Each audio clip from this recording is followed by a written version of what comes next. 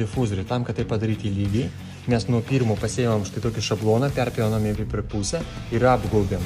Apgaubėm mes galim nustatyti matmenį. Nu, dabar dar kur 4,5. Taip, ir matai viršutį. Taip. Tai reiškia, šitą turi sutapti su šituo ir tada mes lygiai galim padaryti per viršutinę dalį vesti bulgarkę ir pas mus įsipjaus lygiai reikiamas matmuo.